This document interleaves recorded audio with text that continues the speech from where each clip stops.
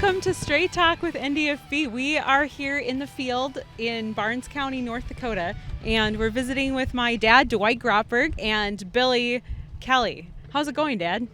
Well, hey, you know what? It's nice to be out here. It's a beautiful day again in North Dakota, and you know, this soybean harvest is awesome as far as weather goes. I can't remember a harvest that we've had that's been free of any even dew in the morning, so we're just going like crazy.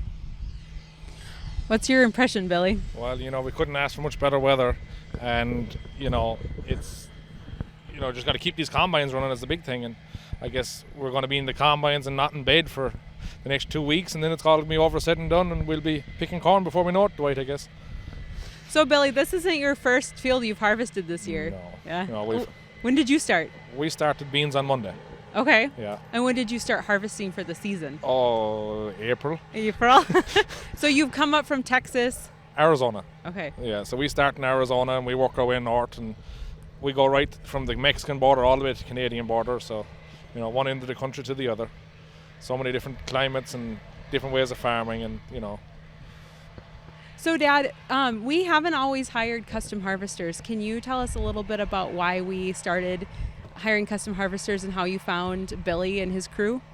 Well, thanks for asking that question, Emmery. So we had our own combines, and we always were a little bit short-handed.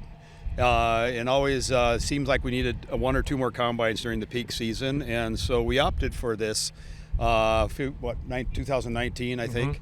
And it's been really, really good. I kind of waited for a custom harvester that would be there when I wanted him there. Yeah, right, Billy? We're there. Right? Yeah, Yeah, okay, yep. And so, and that overall, that's been a good experience. So, yeah, it kind of lightened our load, and it let us do some other work, like putting drain tile in and working on improvements and other projects, and so we've enjoyed that part.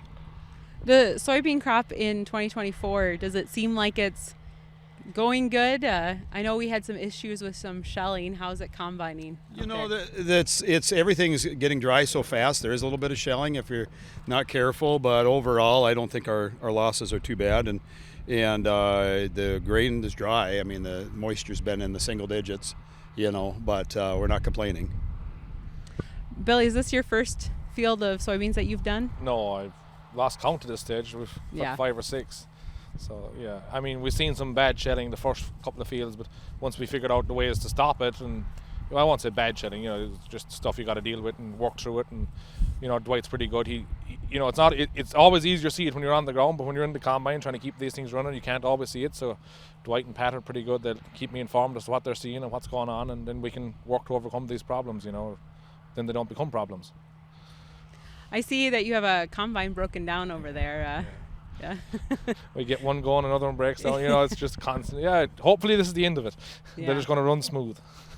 Yeah, I think the biggest challenge we have is understanding Billy. No, we ask him to talk slow, and then it's good. So no, he actually speaks more proper English than I do. So I don't know about that now, Dwight. So these soybeans where are we taking them? Okay, so for the first time, we are delivering soybeans off the combine over to Green Bison, the new crushing plant at Spiritwood. They're actually up and running. They were up and running last year, so we delivered some, but they were having a few hiccups in getting things going. But now they've been good. Their hours are a little shorter than local elevators, but their dumps fast. So far, so good. Nice to have another option. We appreciate our local elevators, but we also appreciate a nearby, processing plant to give us an added demand for beans here, and so that's been really good. Have you delivered to a crushing plant before, Billy, or is we deliver to, I can't think of the name of that crushing plant that's in Aberdeen in South Dakota. Okay. We got crews running down there, but from what we see, this one at Spiritwood is a lot faster and a lot more superior than what's down there. I don't know, they're both new plants, but we haven't been waiting on trucks yet, Dwight. Do you have questions, Alisha? So this is a question that we're asking our farmers out there. As far as marketing strategies, do you pre-price most of your crop, or how is the price this year compared to other years? Yeah, we usually have a dartboard we put up on the wall. And then, what was that stock market monkey that that would pick the stocks, and he was doing better than the analysts. We actually marketing strategies: buy low, sell high, I think. But seriously, we do a fair amount of forward contracting on soybeans, and we're starting to see an incentive now with this plant here to store beans. We haven't really seen that before on a regular basis, but they're obviously can only process 150,000 bushels, which is a lot, 150,000 bushels a day over there. So they're bidding up to, they're kind of incentivizing us to store some. So we will store some this year as well. Price this year compared to other years? Everything is so out of whack price-wise with inflation.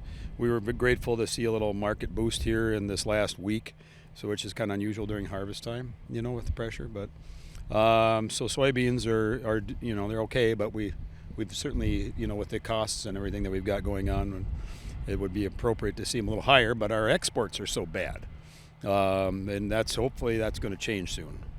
Billy, is that because Ireland stopped exporting our soybeans, or? I think it's a lot more than just Ireland now.